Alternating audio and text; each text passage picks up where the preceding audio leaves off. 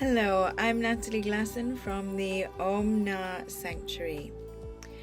Rather than channeling, which is my normal thing, I wanted to come and share with you what's going on for me at this time in ascension. And there's two things. The first is that when we began this year, I felt completely lost. I felt as if I didn't want to channel anymore. I felt that my business, the OmNa Sanctuary, was just kind of disappearing away. And I just felt lost. I didn't know what to do. And so my guides, the celestial white beings who are my soul group, they created an advert for a webinar and which I would channel in. And this webinar was called The New You Emerging, or Navigating the New You Emerging. And I turned up to the webinar online, and I was really honest. I said, I feel completely lost. The beings are telling me that in this time of ascension, there's this new me that's emerging, and I'm really not feeling it. But I channeled anyway. I channeled the celestial white beings, and they shared inspiration and guidance with me and with everyone who was present. And the weeks continued, and I didn't notice any difference. However, when we got to the last week, I noticed that everything was completely different. And there was this energy that was emerging from inside of me. And it was a very wholesome energy. It felt like an energy that wanted to connect with nature, that wanted to connect with Mother Earth, that wanted to maybe have more land and just kind of grow vegetables and just really be in connection with Mother Earth, which is something that my husband and I have wanted for a while, and we have been trying to buy a house that has this space for us where our three children can just enjoy nature. And there's always been this element of wanting to have some land where I can build my temple, the OmNa Sanctuary, anchoring it from the inner planes into the earth and creating a space where people can come and visit and sit in the energy of the celestial white beings.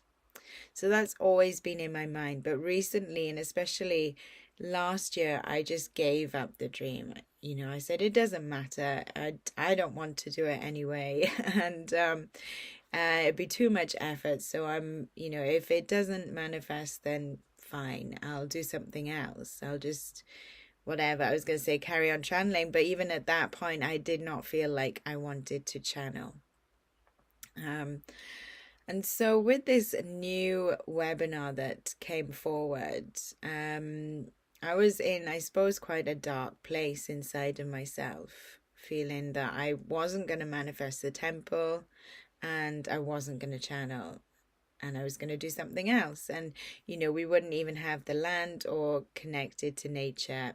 And so with this webinar, I had some more enthusiasm, I suppose, for channeling and for the temple again.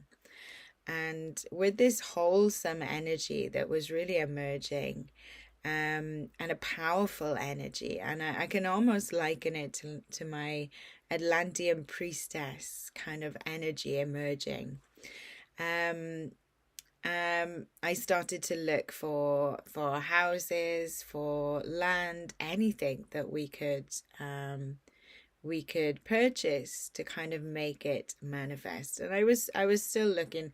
I mean, my husband and I, for years now, we've just been looking and looking, and the reality is that we really can't afford what we want. And so we're just looking. And I found this property in Scotland. And when we've been looking, we've always been looking in the UK, in England, in Wales, and we've also been looking in France. And Scotland, for some reason, we just didn't think about it. And in the webinar, there was a lot about changing your perspectives, how things that you felt were almost like facts, that were so true, would change. They would just fall away. And I was feeling that. So one thing where we are, my son goes to school and my daughter will be going to school soon. And so in my mind, I had that I can't move. We have to stay in the area so that they can stay in their schools. And that was really something that I was very strict about. We're not moving from the area now. And recently I've started to go, well, actually, maybe this isn't quite the place or the school for us, and maybe we should think about moving. Maybe it would be okay if the children change schools. Maybe they'd be able to cope. And even with my husband's business, because he's a chiropractor, and thinking we couldn't move from this place because of his business, which he's set up, and our perspectives were changing, and we were thinking, well, maybe we can move, maybe we could set up again. And what was funny, I thought, was because inside of me, my perspectives were changing, but there was a part of me that was going, no, I don't, we have to stay here. We can't, move away. And so there was still this like push and pull thing that was happening. And it was almost like things are changing and you don't really want them to change. And maybe you can feel that as well. Things that you were just so adamant that was the way it was, and they're changing. And now you're kind of uncertain, like you don't really want to let them go. And it's the same with people I've found, and I've spoken to friends, and they've said the same, that almost like all my friends are just disappearing for no reason at all. Just that connection is just disappearing. And so it really feels like everything is falling away. And then you're left with almost a new perspective. And the new perspective that I was left with was, we can move, we can change schools, and we can move my husband's business. And what I find is it's completely the opposite.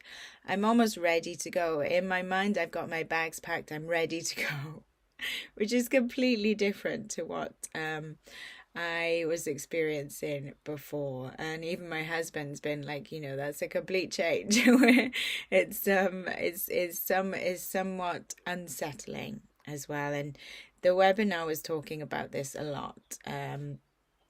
And maybe you're feeling it as well. And it's a really odd feeling to just change the way that you're seeing your reality, and also wanting something new and different. And I suppose it's like putting a different focus, a different goal on things. Where I was putting the children's school high on the list, maybe I'm actually now putting something else higher. And so with all that was happening, I found this property in Scotland, and as I said, we discounted Scotland for no reason at all.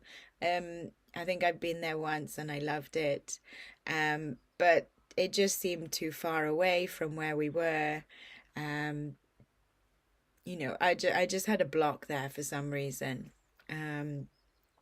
And so we saw this property and online, and we could afford it. It needed renovation.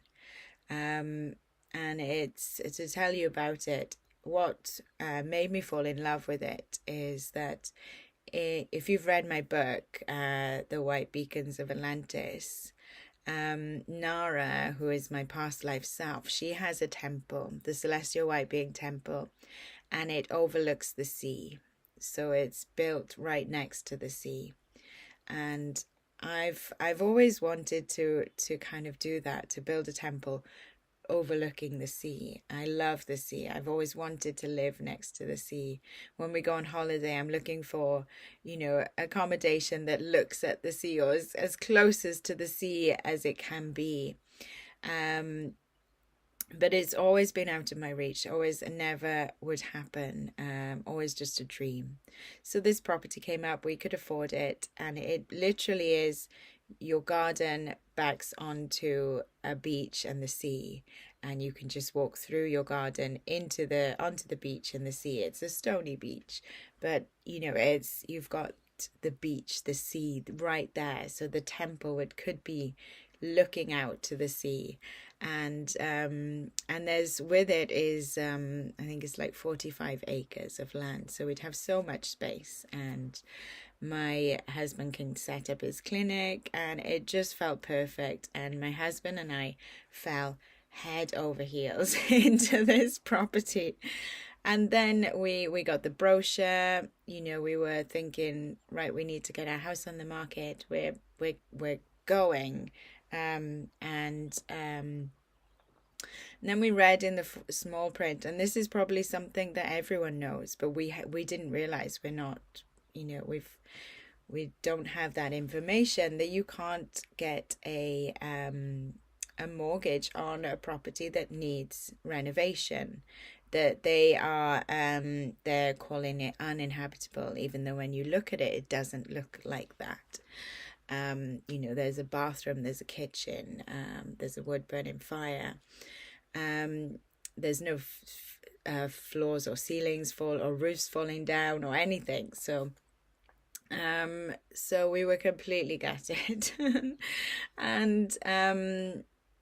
And then Master Katumi was channeling, and maybe you've read or listened to the weekly message from Master Katumi about manifesting the impossible, and that felt so real for me, because it felt impossible. We can't get a mortgage on this house, so therefore we can't have it. We can't build the temple there, and have my children grow up by the sea. And so we were completely gutted. Master Katumi's still saying, trust, and I suppose I'm aware that sometimes when they say trust, they mean trust, but it can also manifest in different ways. So it might manifest in something else. And so we're just looking about and trying to understand how we can get access to this house, how we could purchase this house. And I think we've hit like a real wall, and now the estate agent is saying that offers need to be in by the middle of March, and so I was talking to my husband, and we were feeling that we just don't have the knowledge about what to do. I know that you can get renovation mortgages, but we just don't have the knowledge. We've been looking about, we just can't find what we are looking for, the information that we need. And it may be that this house is not for us. It's not where the temple is meant to be. And that's something that we will deal with, and emotionally and in our hearts as well. And so I suppose I wanted to just share this with you, because my mission, I feel, is to build the temple and the OmNa Sanctuary temple. And this feels like a valuable part of the journey, because it's the fruition of it manifesting. And I think many of you might say to me, well, just channel and you'll get some information. And I find it so hard to channel for myself, and because I'm so emotionally involved, and I'm fearful that I will influence it as well. Whereas when I'm channeling for other people, I know that I will not influence it at all. And so finding the inspiration and the guidance, I think when it's your personal thing, is so challenging. Maybe you feel the same, like getting inspiration for yourself and guidance for yourself can be really challenging, because you're just so emotionally involved in something. And so I felt, because we've reached this stuck wall, stuck energy, and we didn't know what to do, I just felt like Master Katumi was saying, the OmNa family, just share with the OmNa family, to, ask for guidance, ask for encouragement, inspiration. So please write comments, even if you're just encouraging us and wishing us the best. But if you have any, any information, how possibly could we do this? We'd be we'd love that as well. That would be amazing. So we're just trying to manifest this temple, and it may not be even the right place, and that may be the journey that we are embarking upon.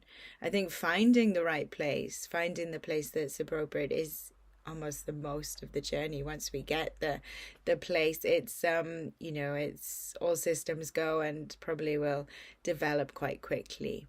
But this journey of discovering feels like the real manifestation process, when we're having to trust and we are uncertain about where we're going, or what even we're doing. And it feels like maybe everyone at this time is trying to manifest something, and they're not really sure how it's going to come about. I know Master Katumi mentioned the channeling about manifesting the impossible, and that it's an ascension process right now. Whether it's health, or whether it's a goal, or just a change in perspective, like healing relationships. It's something that we're all taking on at the moment. How can we manifest something that seems impossible? And that it's the growth, the learning through that we gain, and that's important as well. So I just thought I'd share with you how we're getting on with manifesting the temple. And yes, if you have any encouragement, any words of guidance as well, we'd love to hear from you. So sending you so much love and blessings, and I'm so grateful for your presence and support as well. All right, bye.